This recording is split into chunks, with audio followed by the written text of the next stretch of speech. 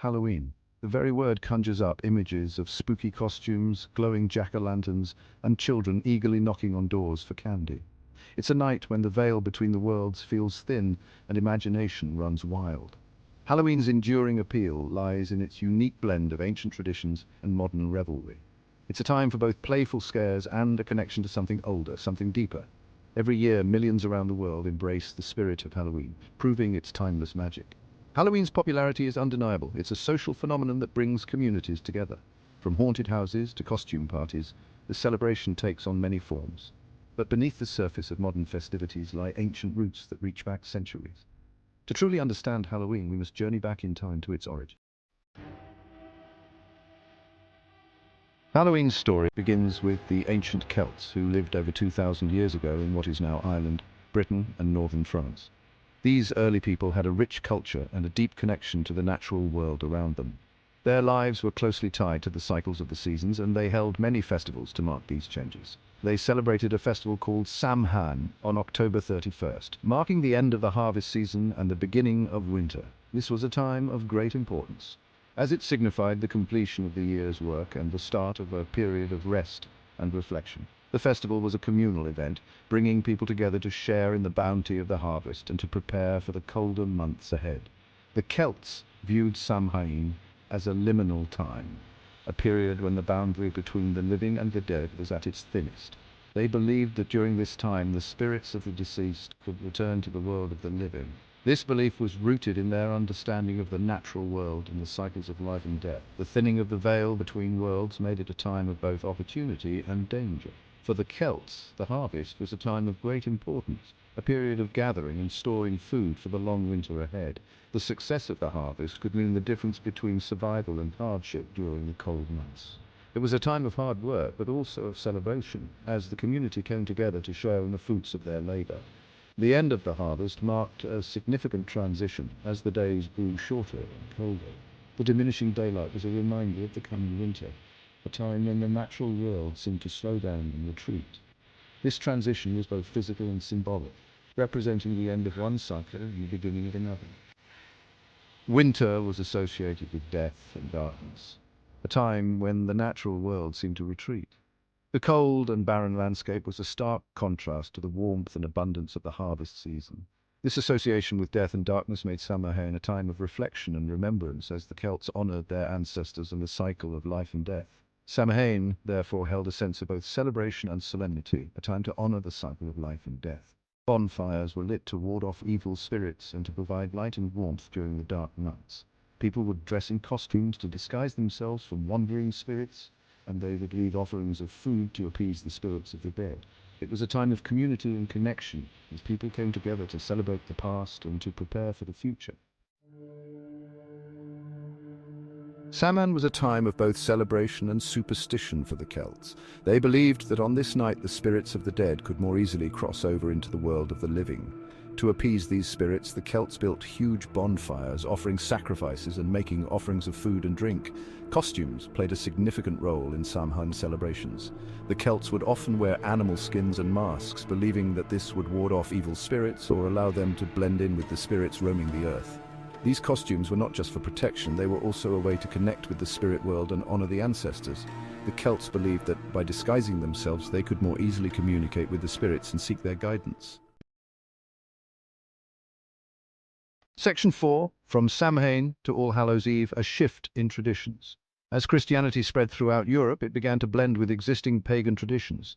This was not an overnight process, but rather a gradual merging of beliefs and practices that took place over centuries. The early Christian missionaries found that the best way to convert the pagan population was to incorporate their existing traditions into the new Christian framework. In the 8th century, Pope Gregory IV designated November 1st as All Saints' Day, a day to honor all Christian saints. This was a strategic move to provide a Christian alternative to the pagan celebrations that were deeply rooted in the culture. By doing so, the Church aimed to make the transition to Christianity smoother for the pagan population. The evening before, October 31st, became known as All Hallows' Eve or Halloween.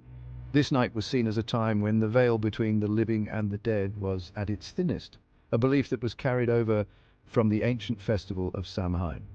This move was likely an attempt to Christianize the pagan festival of Samhain. incorporating its traditions into the Christian calendar. Samhain was a time when the Celts believed that the spirits of the dead returned to earth, and the Church sought to reframe this belief within a Christian context. Over time, All Hallows' Eve absorbed elements of Samhain.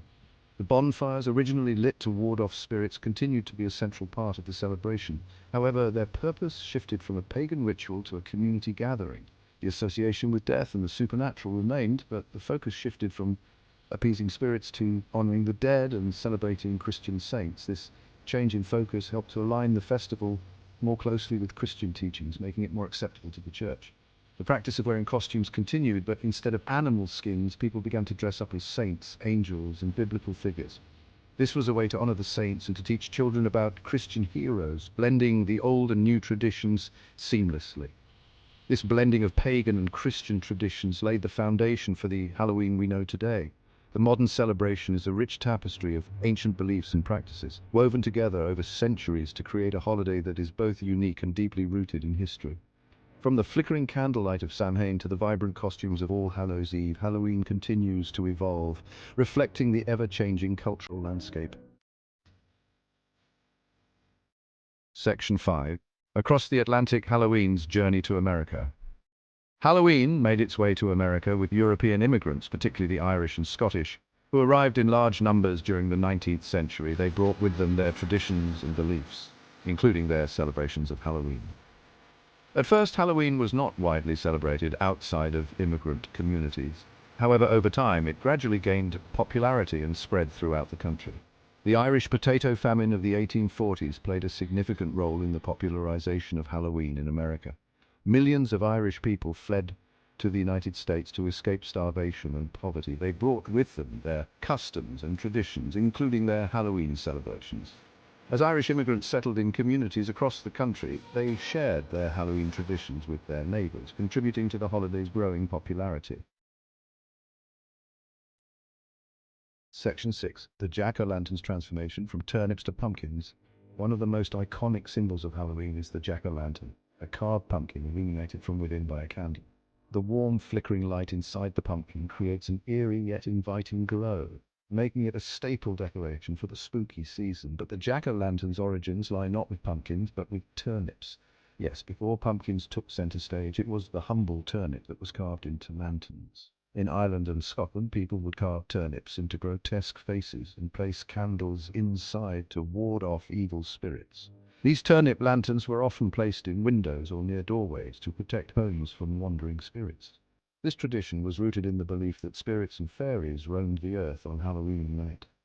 The eerie faces carved into the turnips were meant to scare away any malevolent beings that might be lurking in the shadows.